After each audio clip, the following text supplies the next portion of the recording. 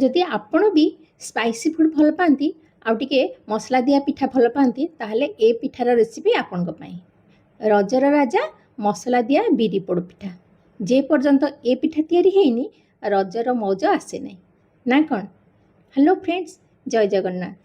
चलतु मिसिकी बनैबा रज पाई ए बिरी पोड़ पिठा जहाँ खाइबा को जेतिकी टेस्टी बनैबा सेतिकी इजी। तो चलतु बनैबा। से मुझे गोटे कप बिरी डाली आ 2 कप अरुआ चाउल 2 कप अरुआ चाउल गोटे चाउल कम कर देछि से जेतिकी चाउल कम कर देछि सेतिकी एठी मु नेछि चूड़ा नॉर्मल चूड़ा जोटा कि दुकान रे मिलुछि से चूड़ा नेछि। चूड़ा देले कौन हम ना आमर पिठाटा बहुत शीघ्र बिरीटा खूब शीघ्र फुली उठिबो आ पिठा आमर नरम हम से टिके चूड़ा पकईदबा। एबे चाउल को बिरी को आम अलग अलग भाव में 3-4 घंटा पर्यंत भिजेदेवा। अति कम 3 घंटा निश्चय भिजातु। देखो चाउल भल भाव में भिजी जाइए मोर हाथ में एमती दलिदेले जदि गुंड हो जाए जानवे चाउल भल भाव में भिजी जाइए।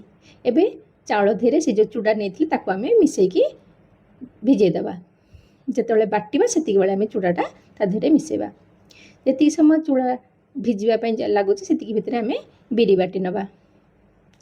बिरी पूरा पानी बाहर कर देकी सुखिला सेमिति भाव में बाटिबा। जी पानी ता बिरी धीरे लगी से बाटिकी एमती सुखा सुखा करके आम गोटे खुला बर्तन में रखिदेकी भल भाव में एमती फेण करवा बा मिक्स करवा। जी आम बिरीटा को फेणवा बा मिक्स करवा से आमर पिठा फ्लपी हम बा नरम हम भल भाव में 7-8 मिनट पर्यंत एमती फेणी सारापर हाथ में करें ना उस्कर करें।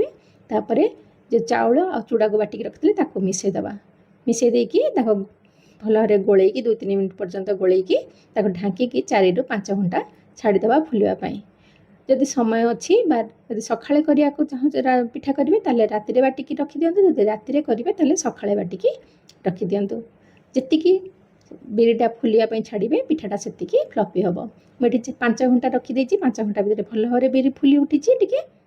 एबे चलतु बिरी पोड़ पिठा मसला तैयारी करवा। जेहेतु आम मसला दिया बिरी पोड़ पिठा तैयारी कर मसला तैयारी करवा। मसला ये मुझे 2 चामच बादाम मंजी माने 25-30 खंडे हम बादाम मंजी खंडे छोट सुखा नड़िया जोटा कि खोपरा आम कहूँ से नड़िया को छोट छोट कर काटिकी 4-5टा सुखिला लंका 1 चामच जीरा 1 मुठा भुसंग पत्र आउ हाफ चामच देती बुट डाली ये सबको आम लो फ्लेम रे 2 मिनट पर्यंत भाजवा जमती तार बास्ना आसो। 2 मिनट भितर जो जीरार बास्ना आसो एकदम लो फ्लेम रे भाजवा। हाथ में एमती दलिदेवे देखिए जब भुसंग पत्रटा टिके हाथ में गुंड हो जाऊँगी बस पैन गैस बंद कर देकी ठंडा होगा देवा। ठंडा हो सारापर आम ग्राइंडर रे गुंड करदे दरदरा गुंड करवा पूरा फाइन गुंड करवानी।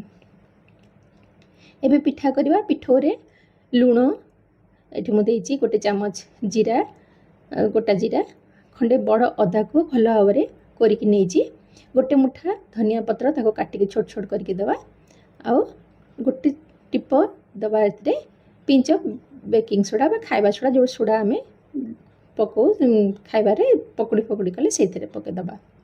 जो मसलाटा को आम एमती गुंड कर रखिली दरदरा एमती गुंड करवा से 3-4 चामच से दबा देकी आम गोलैदबा। अल्प गोलैबा कारण आम सोडा पकईले सोडा जदि बेसी गोलैदबा ताले तार एयर बबल सब रिलीज हो बाहरी जीव। एबे एमती गोटे मोटा बर्तन नवा जहाँ कि तलटा टिके मोटा थी कड़े आप नहीं पारे कि pressure cooker direct pressure cooker में आप एमती करें। तादेह आम कदलीपत्र देदेबा से 2 बड़ चामच दवा सोरिष तेल देकी भल भाव में चारिपट को एमती बुलेदेबा आ कदलीपत्र जमी भल भाव में लगे चारिपटे लगे सबुतक पिठौ तापर आम जो गोलैकिना रखिले मसला देकी से देदेबा। दे सारापर ऊपर आउ टिके सोरिष तेल दबा। सोरिष तेल देले कौन हम ना पिठार कलर भी बहुत बढ़िया आसो आ शीघ्र पोड़ीजीव। सोरिष तेल दे सारापर टिके किछि कंचा लंका धनिया पत्र सजेदेबा आ जो मसला आम मिसेले आ मसला अच्छे ताकू आम देदेबा से 2-3 चामच ऊपर दबा जहाँफल कि पिठार स्वाद आहरी बढ़िया आसो।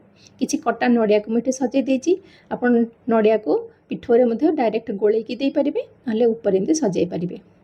ये जो मसलाटा आम रेडी करना ना ये मसला आप जदि बेसी टे कर रखुं से आप मसला वाला इडली बनई पारे जो दोसा बनाऊँ से दोसारे देपारे खाली सुजी आ बेरी रे जे पिठा हुए ता नुहे सिमेरे भी बहुत बढ़िया पिठा हुए। मु आगु आलू आ सिमेर पिठा आपण को सांगे सेयार करची। आपन जदि देखि नांती ए मसला देकी सिमेर पिठा बहुत बढ़िया लगे। आपन निश्चय से वीडियो देखंतु आउ ताको बनै के खांतु केमती लागला मते कहिबे।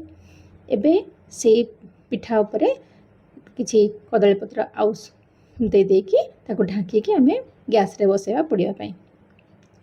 प्रथमे 5 मिनिट दबा आम हाई फ्लेम रे जमती कि पैनटा भल भाव ताती जीव बर्तनटा आ पिठाटा तलू टिके ये तापर आम ताको फ्लेम को पूरा लो करदे लो कर देकी 20 मिनिट पर्यंत आम छाड़देवा पड़वा 20 मिनिट पर अपन ढक्कन हटेकी नाइफ मझे इनसर्ट करेंगे। जदि पूरा क्लीन आसला ताले जानवे पिठा भल भाव सीझी जाइए तलू भी पोड़ी जाइए तार बास्ना बहुत बढ़िया आसो। आपन जानवे अलरेडी जानीपर जे पिठा भल भाव सीझी आसला पोड़ी आसला एत बढ़िया बास्ना आसो पूरा घर महकी उठो। देखो ए काटिकी मुझे देखा ताले से भितर पूरा केते बढ़िया भाव सीझी पिठा आ फ्लपी निश्चय बनातु रजरे आ बिरी पोड़ पिठा खाई नॉन भेज भेज सांगे सबुथ भी पिठा बहुत बढ़िया लगे। निश्चय खातु जो मैंने स्पाइसी फूड भल पाती से ये वीडियो शेयर करदेवी। आ जदि वीडियो भल लगे ताले लाइक करेंगे शेयर करेंगे। जदि फर्स्ट टाइम देखते चैनल को निश्चय सब्सक्राइब करेंगे।